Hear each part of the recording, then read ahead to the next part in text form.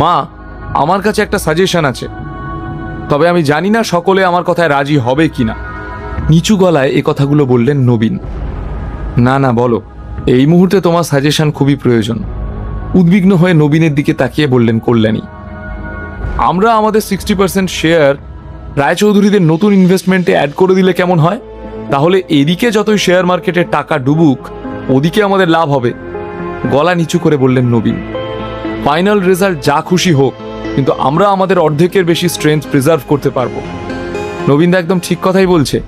রায়চৌধুরীদের থেকে আমরা সাহায্য নিতে পারি, কিন্তু ওরা কি তারপর আমাদের কোনো সাহায্য করবে? আমার মনে হয় এই প্ল্যানটা খুবই ভালো। বাংলার যা অবস্থা, এখন নিজেদের কথা ভাবা উচিত। সেন পরিবারের সদস্যরা ইতিমধ্যেই আলোচনা শুরু করে দিয়েছিল। আদ্রিতার পাশেই চুপ করে দাঁড়িয়েছিল নীল।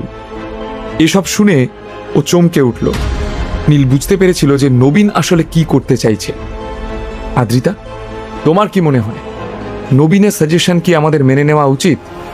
আদ্রিতার দিকে তাকিয়ে প্রশ্ন করলেন কল্যাণী। এখানে আমি কি বলতে পারি? এটা তো সম্পূর্ণ তোমার ডিসিশন। যদিও আদ্রিতার চোখে মুখে বিরক্তির ছাপ ছিল স্পষ্ট।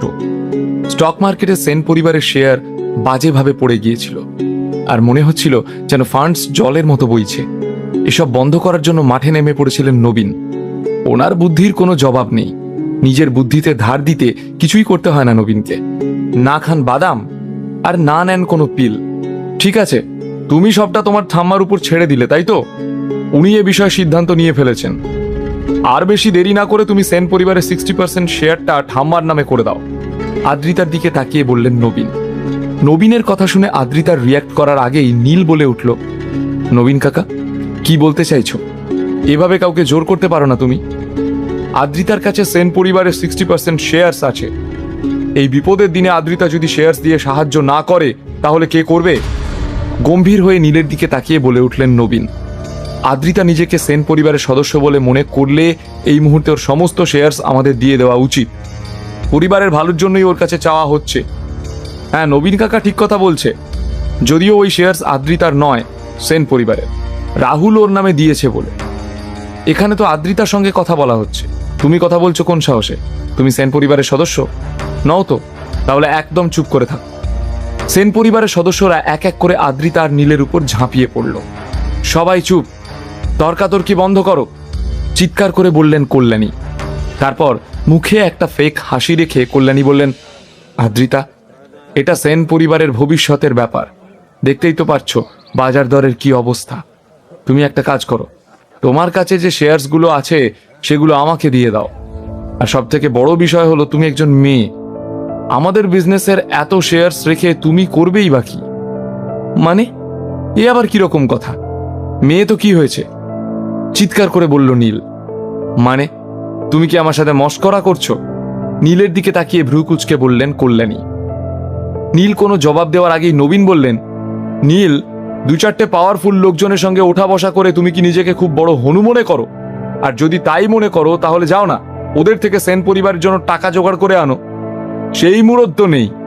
নিজে চোখেই তো দেখছো কি অবস্থা শেয়ার মার্কেটের। খালি বড় বড় কথা।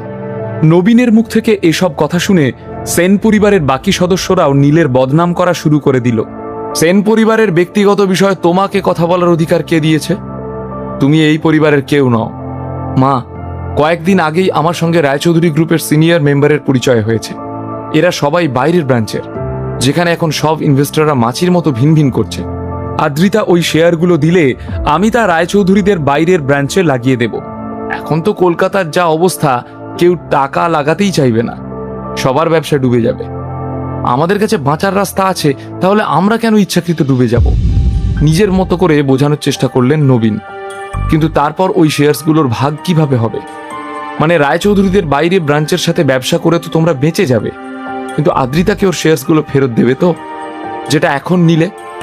চোখ নাচিয়ে বলল নীল। নীলের কথা শোনার পর সেন পরিবারের সবাই চুপ করে গেল। কিছুক্ষণ কেউ কিছুই বলল না। নীল যে এভাবে সত্যিটা ধরে ফেলবে কেউ ভাবেনি, কিন্তু যাই হোক, কেউ সেটা মুখে প্রকাশ করতে পারল না। কল্যাণী এসব তর্কাতর্কি শুনে খুবই বিরক্ত হচ্ছিলেন। ওদিকে আদ্রিতা কিছু বলতে চাইছিল, অনেকবার মুখও খুলেছিল সে, কিন্তু প্রতিবারই কেউ না কেউ কথা বলা শুরু করে দিচ্ছিল। তাই আদ্রিতা কিছুতেই নিজের বক্তব্য সকলের সামনে রাখতে পারছিল না। আমার মা এই পরিবারের হেড অফ দ্য ফ্যামিলি, এটা তো খুব স্বাভাবিক যে সমস্ত শেয়ার্স আমার মায়ের কাছেই যাবে। নীলের দিকে তাকিয়ে বললেন নবীন। নবীন কাকা, তুমি কত বড় নির্লজ্জ সেটাই ভাবছি, কটাক্ষের সুরে বলল নীল। তোর এত বড় সাহস, তুই আমাকে নির্লজ্জ বললি? তার মানে আদ্রিতা ওই শেয়ার্স দেবে না, তাই তো? চিৎকার করে বলে উঠলেন নবীন। নীল কিছু একটা উত্তর দিতে যাচ্ছিল, সেই সময় সে জামায় একটা টান অনুভব করলো। আদ্রিতা ওর জামা ধরে টানছে দেখে চুপ করে গেল নীল, আর কিছু বলল না। আদ্রিতা, নীলের কথা বাদ দাও, তোমার কি মনে হয় আমাদের এখন কি করা উচিত? গম্ভীর গলায় আদ্রিতাকে জিজ্ঞেস করলেন কল্যাণী। ঠাম্মা, এর থেকে যদি কোনো বেটার অপশন না থাকে তাহলে আমার শেয়ার্স দিতে অসুবিধা নেই, তুমি যা ভালো বুঝবে তাই করো। মাথা নিচু করে গম্ভীর গলায় জবাব দিল আদ্রিতা। এটা শোনার পরই কল্যাণীর মুখে হাসি ফুটে উঠল। ওনার সাথে সাথে নবীনের মুখও চকচক করতে লাগলো। আদ্রিতা শেয়ার্স দিতে রাজি হয়ে গেল, এর থেকে খুশির খবর আর কি বা হতে পারে? না, এরকম কিছুই হবে না, চিৎকার করে বলে উঠল নীল। এটা রাহুল আদ্রিতার নামে করে গিয়েছে, আর ও তো সেন পরিবারকেও একটা লাভের পার্সেন্টেজ দিয়েছে, একটা মোটা টাকা দিয়েছে সেন বাড়ির ব্যবসার জন্য। তাহলে পুরো কলকাতা শহরের ব্যবসা ডুবলেও তো তোমাদের ডোবার কথা না। তাহলে তোমরাও সেখান থেকে কিছু দাও, আমার বউও কিছু দেবে। তারপর যখন শেয়ার মার্কেট একটু বেটার হবে তখন তোমরা নিজেদের শেয়ারসের পার্সেন্টেজ ফেরত পেয়ে যাবে, আর আমার বউও। এখানেই তো সবটা সহজ হয়ে গেল, তাই না? বুঝিয়ে বলল নীল। তোমার এত বড় সাহস, সজোরে টেবিলের উপর হাত মেরে বললেন কল্যাণী। তোমাকে এখানে বলার অধিকার কে দিয়েছে? বেরিয়ে যাও এখান থেকে। একথা বলে নীলের দিকে কড়া চোখে তাকালেন কল্যাণী।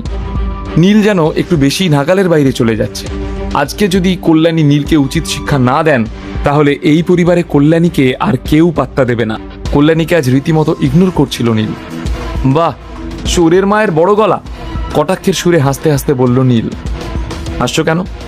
কোন কথায় হাসি পেল তোমার? নীলের দিকে তাকিয়ে প্রশ্ন করলেন কল্যাণী।